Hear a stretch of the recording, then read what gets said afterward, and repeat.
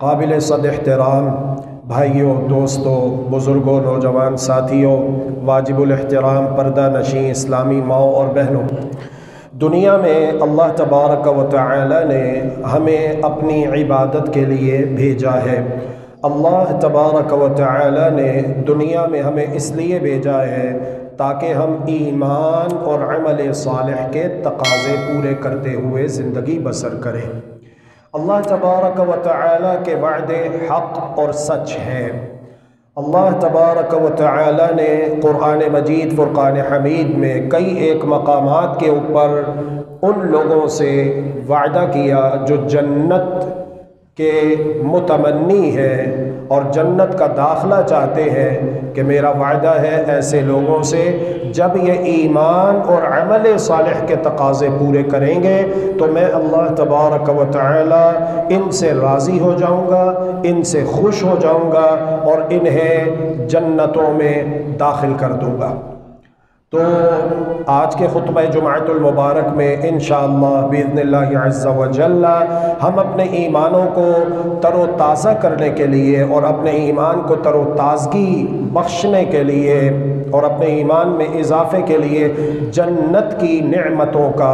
تذکرہ قرآن مجید کی روشنی میں اور حدیث مبارکہ کی روشنی میں کریں گے انشاءاللہ باذن اللہ عز و جل۔ الحمدللہ ہم مسلمان ہیں، ہمارا دین اسلام ہے اور ہماری اصل منزل جو ہے انشاءاللہ وہ جنت الفردوس ہے۔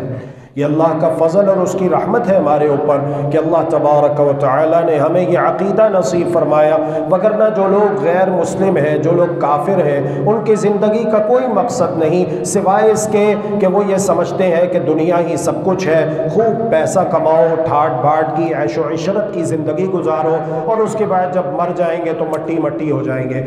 ان کا نظریہ آج بھی وہی ہے جو کہ آج سے تقریباً 1400 سال پہلے جب ہمارے پیارے نبی جناب محمد الرسول اللہ صلی اللہ علیہ وآلہ وسلم دنیا میں تشریف لائے تو مکہ کے لوگوں کا تھا، وہ آخرت کے منکر تھے، ان کا آخرت پر ایمان نہیں تھا۔ تو جب ایک انسان کا آخرت پر ایمان نہیں ہوگا تو وہ اس کی فکر کیسے کرے گا، اس کے لیے تیاری کیسے کرے گا؟ تو اللہ کا شکر ہے، اللہ کا فضل ہے، اس کی رحمت ہے کہ اللہ تبارک و تعالی نے ہمیں یہ عقیدہ نصیب فرمایا اور ہمیں سوچ کی سلامتی نصیب فرمائی ہے، درست فکر اور نظریہ اور اعتقاد عطا کیا ہے۔ ہم یہ سمجھتے ہیں، ہمارا یہ عقیدہ ہے کہ یہ دنیا سب کچھ نہیں ہے، دنیا میں ہم مسافر ہیں، محدود وقت کے لیے ہمیں بھیجا گیا ہے، ہماری اصل منزل انشاءاللہ وہ جنت الفردوس ہے اور اللہ کی رضامندی ہے۔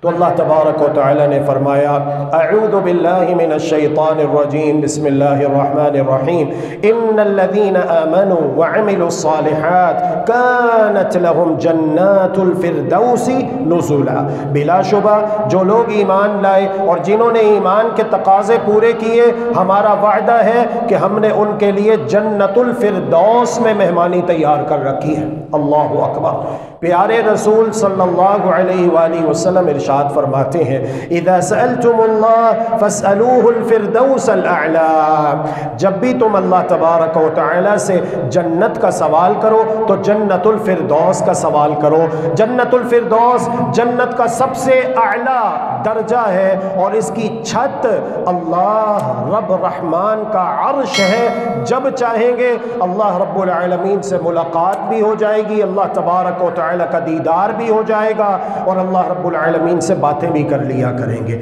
اسی لیے فرمایا کہ جب بھی تم اللہ تبارک و تعالی سے جنت کا سوال کرو تو جنت الفردوس مانگو، اس لیے کہ جنت الفردوس جنت کا سب سے اعلیٰ درجہ ہے اور اس کی چھت اللہ رب رحمان کا عرش ہے۔ اعلیٰ چیز مانگنی چاہیے، اگر اللہ نہ کرے نیچے آئے بھی تو تھوڑے بہت نیچے آئے، ایسا نہ ہو کہ آخری جنتی جس کا بیان ابھی انشاءاللہ باذن اللہ عز و جل میں آپ کی خدمت میں پیش کرنے جا رہا ہوں، اسے سن کر کوئی مسلمان یہ کہے، کوئی ہمارا بھائی، کوئی ہماری بہن یہ کہے کہ یا اللہ یہ آخری جنتی میں ہی ہو جاؤں۔ نہیں، جب بھی مانگنا ہے، دعا کرنی ہے تو اللہ تبارک و تعالی سے جنت الفردوس مانگنا۔